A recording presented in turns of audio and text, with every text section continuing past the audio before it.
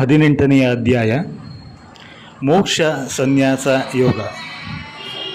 ಅರ್ಜುನ ಕೇಳಿದನು, ಹೇ ಮಹಾಬಾಹೋ, ಹೇ ಅಂತರ್ಯಾಮಿ, ಹೇ ವಾಸುದೇವ, ನಾನು ಸನ್ಯಾಸ ಮತ್ತು ತ್ಯಾಗ ತತ್ವವನ್ನು ಬೇರೆ ಬೇರೆಯಾಗಿ ತಿಳಿಯಲು ಬಯಸುತ್ತೇನೆ. ಭಗವಂತನು ಹೇಳಿದನು, ಎಷ್ಟೋ ಪಂಡಿತರು ಕಾಮ್ಯ ಕರ್ಮಗಳ ತ್ಯಾಗವನ್ನು ಸನ್ಯಾಸವೆಂದು ತಿಳಿಯುತ್ತಾರೆ. ಕಾಮ್ಯ ಕರ್ಮಗಳು ಅಂದರೆ ಹೆಂಡತಿ, ಮಕ್ಕಳು ಮತ್ತು ಐಶ್ವರ್ಯಾದಿ ಪ್ರಿಯ ವಸ್ತುಗಳನ್ನು ಪಡೆಯುವ ಸಲುವಾಗಿ ಮತ್ತು ರೋಗ ಸಂಕಟಾದಿಗಳ ನಿವಾರಣೆಗಾಗಿ ಯಾವ ಯಜ್ಞ, ದಾನ, ತಪಸ್ಸು ಮತ್ತು ಉಪಾಸನೆ ಮುಂತಾದ ಕರ್ಮಗಳು ಆಚರಿಸಲ್ಪಡುತ್ತಿವೆಯೋ ಅವು. ಹಾಗೂ ಇತರ ವಿಚಾರಶೀಲರಾದ ಜನರು ಎಲ್ಲ ಕರ್ಮಗಳ ಫಲತ್ಯಾಗವನ್ನು ತ್ಯಾಗವೆಂದು ಹೇಳುತ್ತಾರೆ. ಎಲ್ಲ ಕರ್ಮಗಳ ಫಲತ್ಯಾಗ ಅಂದರೆ ಈಶ್ವರನಲ್ಲಿ ಭಕ್ತಿ, ದೇವತೆಗಳ ಆರಾಧನೆ, ಮಾತಾ ಪಿತಾದಿ ಗುರುಜನರ ಸೇವೆ, ಯಜ್ಞದಾನ ಮತ್ತು ತಪಸ್ಸು ಹಾಗೂ ವರ್ಣಾಶ್ರಮಕ್ಕೆ ಅನುಸಾರವಾಗಿ ವೃತ್ತಿಯ ಮೂಲಕ ಗೃಹ ಕೃತ್ಯಗಳ ನಿರ್ವಹಣೆ ಮತ್ತು ಶರೀರ ಸಂಬಂಧಿ ಆಹಾರ ಪಾನೀಯಾದಿಗಳ ಆದಿ ಕರ್ತವ್ಯ ಕರ್ಮಗಳ ಇಹ ಪರ ಎಲ್ಲ ಆಸೆಗಳ ಪೂರ್ಣ ತ್ಯಾಗವೇ ಎಲ್ಲ ಕರ್ಮಗಳ ಫಲತ್ಯಾಗ. ಎಲ್ಲ ಕರ್ಮಗಳು ದೋಷಯುಕ್ತವಾಗಿವೆ, ಆದ್ದರಿಂದ ತ್ಯಜಿಸಲು ಯೋಗ್ಯವಾಗಿವೆ ಎಂದು ಕೆಲವು ವಿದ್ವಾಂಸರು ಹೇಳುತ್ತಾರೆ. ಹಾಗೂ ಯಜ್ಞ, ದಾನ ಮತ್ತು ತಪಸ್ಸು ರೂಪವಾದ ಕರ್ಮಗಳು ತ್ಯಜಿಸಲು ಯೋಗ್ಯವಲ್ಲ ಎಂದು ಇತರ ವಿದ್ವಾಂಸರು ಹೇಳುತ್ತಾರೆ. ಎಲೈ ಪುರುಷ ಶ್ರೇಷ್ಠ ಅರ್ಜುನ, ಸನ್ಯಾಸ ಮತ್ತು ತ್ಯಾಗ ಇವೆರಡರಲ್ಲಿ ಮೊದಲು ತ್ಯಾಗದ ವಿಷಯದಲ್ಲಿ ನನ್ನ ನಿಶ್ಚಯವನ್ನು ಕೇಳು. ಏಕೆಂದರೆ ತ್ಯಾಗವು ಸಾತ್ವಿಕ, ರಾಜಸ ಹಾಗೂ ತಾಮಸ ಎಂಬ ಭೇದದಿಂದ 3 ಪ್ರಕಾರದ್ದೆಂದು ಹೇಳಲಾಗಿದೆ. ಯಜ್ಞ, ದಾನ ಮತ್ತು ತಪಸ್ಸು ರೂಪಿ ಕರ್ಮ ತ್ಯಜಿಸುವುದು ಯೋಗ್ಯವಲ್ಲ, ಅಲ್ಲದೆ ಅವು ಅವಶ್ಯವಾದ ಕರ್ತವ್ಯವಾಗಿದೆ. ಏಕೆಂದರೆ ಯಜ್ಞ, ದಾನ, ತಪಸ್ಸು ಈ 3 ಕರ್ಮಗಳೇ ಬುದ್ಧಿವಂತರಾದ ಮನುಷ್ಯರನ್ನು ಪವಿತ್ರಗೊಳಿಸುವುದಾಗಿದೆ. ಆದ್ದರಿಂದ ಎಲೆ ಪಾರ್ಥ, ಈ ಯಜ್ಞ, ದಾನ, ತಪೋರೂಪಿ ಕರ್ಮಗಳನ್ನು ಹಾಗೂ ಇತರ ಸಮಸ್ತ ಕರ್ತವ್ಯ ಕರ್ಮಗಳನ್ನು ಆಸಕ್ತಿ ಮತ್ತು ಫಲಗಳನ್ನು ತ್ಯಜಿಸಿ ಅವಶ್ಯವಾಗಿ ಮಾಡಬೇಕು. ಇದು ನನ್ನ ನಿಶ್ಚಿತವಾದ ಉತ್ತಮ ಅಭಿಪ್ರಾಯವಾಗಿದೆ. ನಿಷಿದ್ಧ ಮತ್ತು ಕಾಮ್ಯ ಕರ್ಮಗಳನ್ನಾದರೂ ಸ್ವರೂಪದಿಂದ ತ್ಯಾಗ ಮಾಡುವುದು ಉಚಿತವೇ ಆಗಿದೆ. ಆದರೆ ನಿಯತ ಕರ್ಮವನ್ನು ಸ್ವರೂಪದಿಂದ ತ್ಯಜಿಸುವುದು ಯೋಗ್ಯವಲ್ಲ. ಅದಕ್ಕಾಗಿ ಮೋಹದಿಂದ ಅದನ್ನು ತ್ಯಜಿಸುವುದು ತಾಮಸ ತ್ಯಾಗವೆಂದು ಹೇಳಲಾಗಿದೆ. ಇರುವುದೆಲ್ಲ ಕರ್ಮಗಳು ದುಃಖರೂಪವಾಗಿವೆ ಎಂದು ತಿಳಿದು ಶಾರೀರಿಕ ಕ್ಲೇಶದ ಭಯದಿಂದ ಕರ್ತವ್ಯ ಕರ್ಮಗಳನ್ನು ತ್ಯಾಗ ಮಾಡಿದರೆ ಇಂತಹ ರಾಜಸ ತ್ಯಾಗವನ್ನು ಮಾಡಿದ ಅವನಿಗೆ ತ್ಯಾಗದ ಫಲವು ಯಾವ ರೀತಿಯಿಂದಲೂ ಸಿಗುವುದಿಲ್ಲ. ಎಲೆ ಅರ್ಜುನ, ಶಾಸ್ತ್ರವಿಹಿತ ಕರ್ಮ ಮಾಡುವುದು ಕರ್ತವ್ಯವಾಗಿದೆ ಎಂಬ ಭಾವನೆಯಿಂದ ಆಸಕ್ತಿ ಮತ್ತು ಫಲವನ್ನು ತ್ಯಾಗ ಮಾಡಿ ಮಾಡುವ ತ್ಯಾಗವೇ ಸಾತ್ವಿಕ ತ್ಯಾಗವೆಂದು ತಿಳಿಯಲಾಗಿದೆ.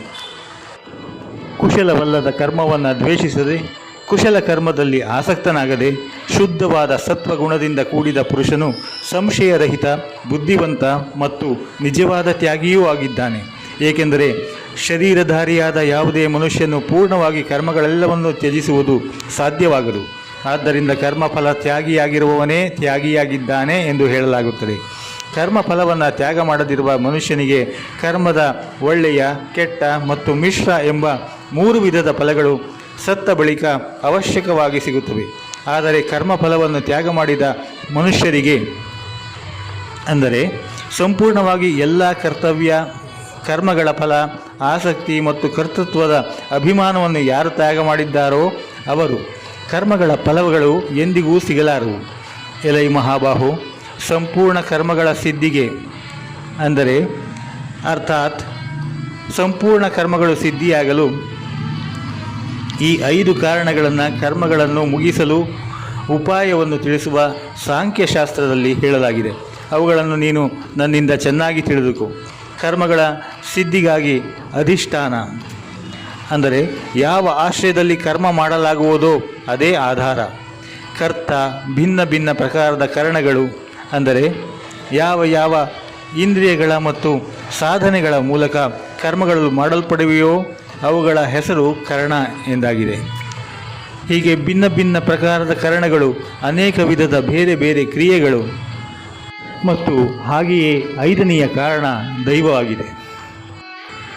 ಮನುಷ್ಯನು ಮನಸ್ಸು, ವಾಣಿ ಮತ್ತು ಶರೀರದಿಂದ ಶಾಸ್ತ್ರಾನುಕೂಲವಾಗಲಿ ಅಥವಾ ಅದಕ್ಕೆ ವಿರುದ್ಧವಾಗಲಿ ಯಾವುದೇ ಕರ್ಮ ಮಾಡಲು ಈ 5 ಕಾರಣಗಳಿರುತ್ತದೆ. ಆದರೆ ಹೀಗಿದ್ದರೂ ಯಾವ ಮನುಷ್ಯನು ಅಶುದ್ಧ ಬುದ್ಧಿಯಿಂದಾಗಿ, ಅಂದರೆ ಸತ್ಸಂಗ ಮತ್ತು ಶಾಸ್ತ್ರಾಭ್ಯಾಸದಿಂದ ಹಾಗೂ ಭಗವದರ್ಥ ಕರ್ಮ ಮತ್ತು ಉಪಾಸನೆಗಳನ್ನು ಮಾಡುವುದರಿಂದ ಮನುಷ್ಯನ ಬುದ್ಧಿಯು ಶುದ್ಧವಾಗುತ್ತದೆ. ಆದುದರಿಂದ ಮೇಲೆ ತಿಳಿಸಿದ ಸಾಧನೆಗಳಿಲ್ಲದವನ ಬುದ್ಧಿ ಅಶುದ್ಧ, ಅರ್ಥಾತ್ ಅಸಂಸ್ಕೃತ. ಹೀಗೆ ಅಶುದ್ಧ ಬುದ್ಧಿಯಿಂದಾಗಿ ಕರ್ಮಗಳು ಪೂರ್ಣವಾಗುವುದರಲ್ಲಿ ಕೇವಲ ಮತ್ತು ಶುದ್ಧ ಸ್ವರೂಪಿ ಆತ್ಮನನ್ನು ಕರ್ತ ಎಂದು ತಿಳಿಯುತ್ತಾನೋ ಆ ಮಲಿನ ಬುದ್ಧಿಯ ಅಜ್ಞಾನಿಯು ಯಥಾರ್ಥವನ್ನು ತಿಳಿಯುವುದಿಲ್ಲ. ಯಾವ ಪುರುಷನ ಅಂತಃಕರಣದಲ್ಲಿ ನಾನು ಕರ್ತ ಆಗಿದ್ದೇನೆ ಎಂಬ ಭಾವ ಇರುವುದಿಲ್ಲವೋ, ಹಾಗೆಯೇ ಯಾರ ಬುದ್ಧಿಯು ಸಾಂಸಾರಿಕ ಪದಾರ್ಥಗಳಲ್ಲಿ ಮತ್ತು ಕರ್ಮಗಳಲ್ಲಿ ಅಂಟಿಕೊಳ್ಳುವುದಿಲ್ಲವೋ ಆ ಮನುಷ್ಯನು ಎಲ್ಲ ಜನರನ್ನು ಕೊಂದರೂ ವಾಸ್ತವಿಕವಾಗಿ ಕೊಲ್ಲುವುದಿಲ್ಲ, ಹಾಗೂ ಅವನು ಪಾಪದಿಂದ ಬಂಧಿತನಾಗುವುದೂ ಇಲ್ಲ.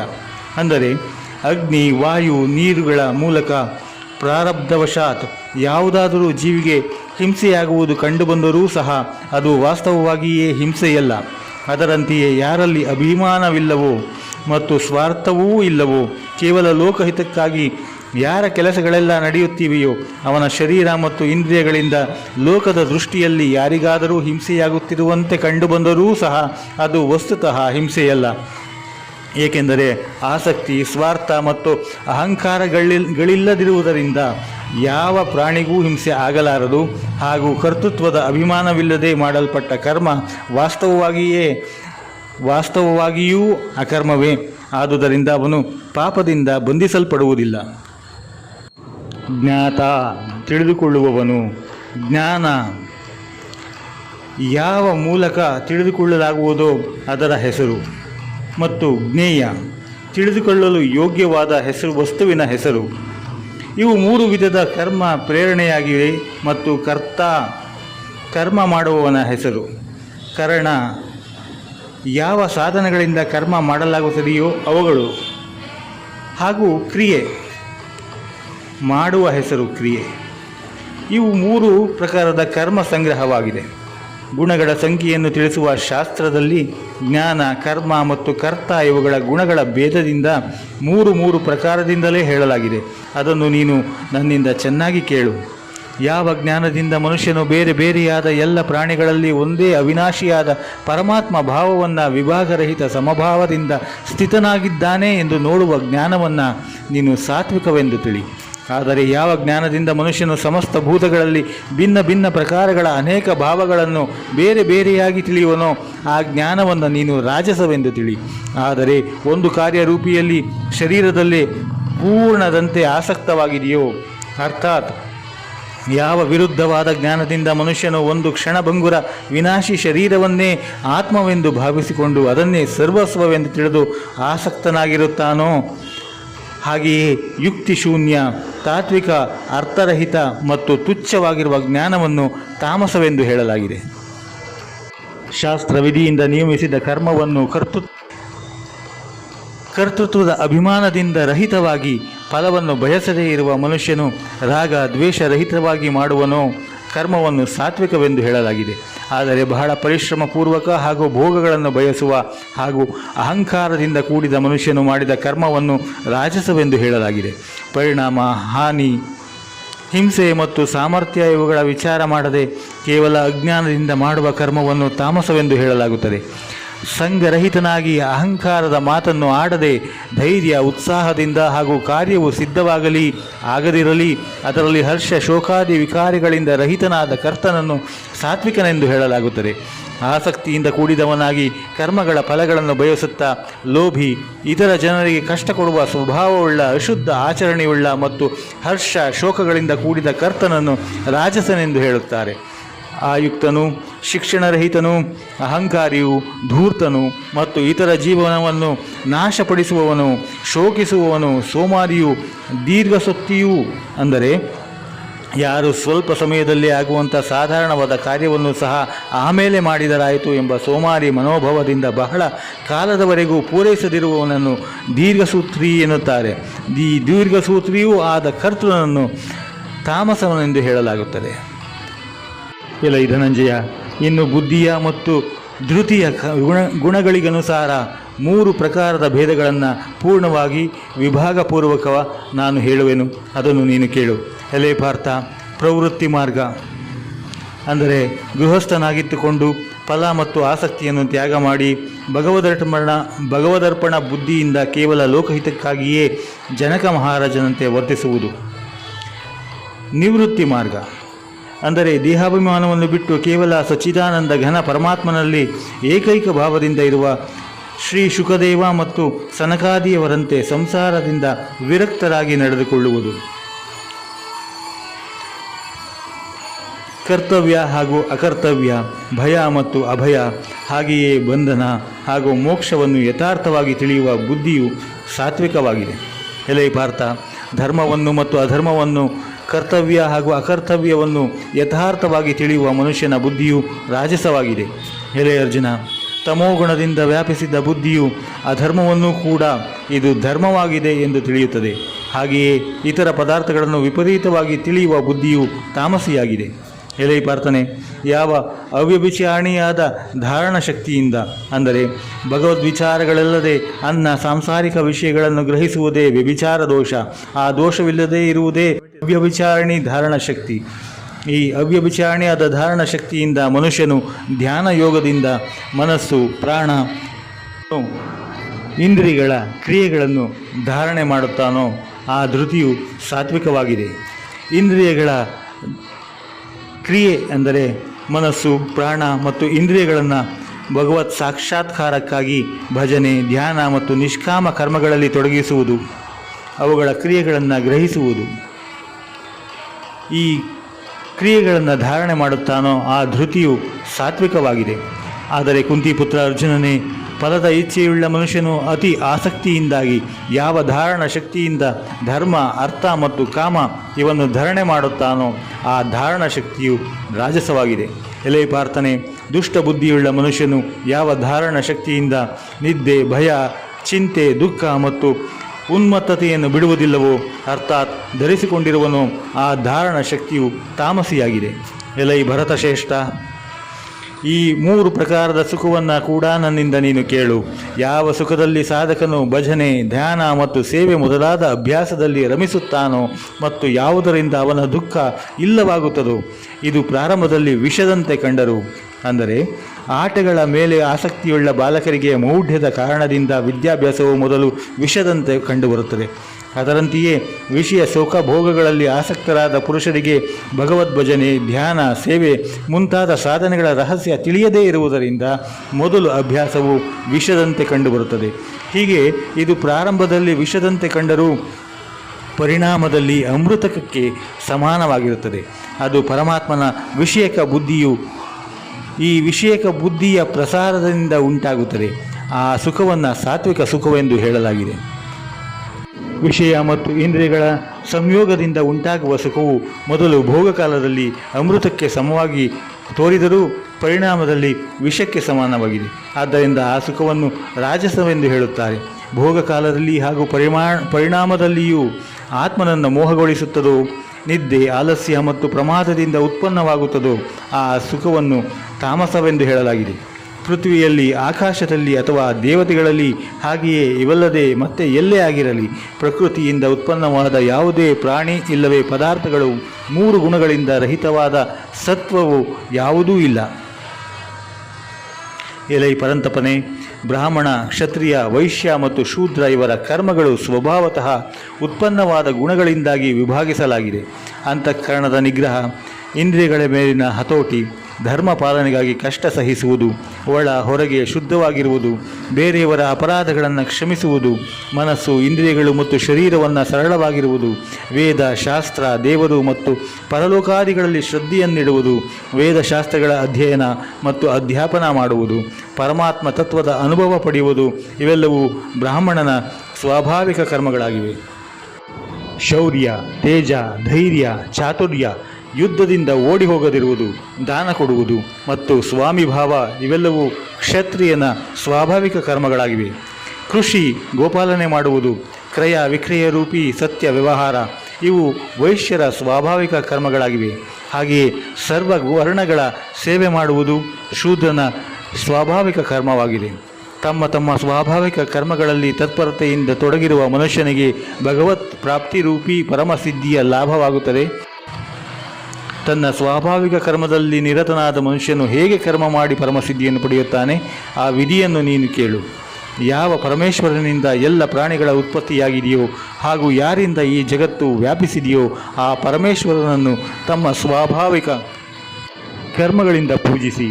ಅಂದರೆ ಪತಿವ್ರತ ಸ್ತ್ರೀಯು ಪತಿಯನ್ನೇ ಸರ್ವಸ್ವವೆಂದು ತಿಳಿದುಕೊಂಡು ಪತಿಯ ಚಿಂತನೆಯನ್ನು ಮಾಡುತ್ತಾ ಆತನ ಆಜ್ಞಾನುಸಾರ ಪತಿಗಾಗಿಯೇ ಕಾಯ ವಾಚ ಮನಸ ಕರ್ಮ ಮಾಡುವಂತೆ ಪರಮೇಶ್ವರನನ್ನೇ ಸರ್ವಸ್ವವೆಂದು ತಿಳಿದುಕೊಂಡು ಆತನ ಚಿಂತನೆ ಮಾಡುತ್ತಾ ಆತನ ಆಜ್ಞಾನುಸಾರ ಕಾಯ ವಾಚ ಮನಸ ಪರಮೇಶ್ವರನಿಗಾಗಿಯೇ ಸ್ವಾಭಾವಿಕವಾದ ಕರ್ತವ್ಯ ಕರ್ಮಗಳ ಆಚರಣೆಯೇ ಕರ್ಮದ ಮೂಲಕ ಪರಮೇಶ್ವರನ ಪೂಜೆ.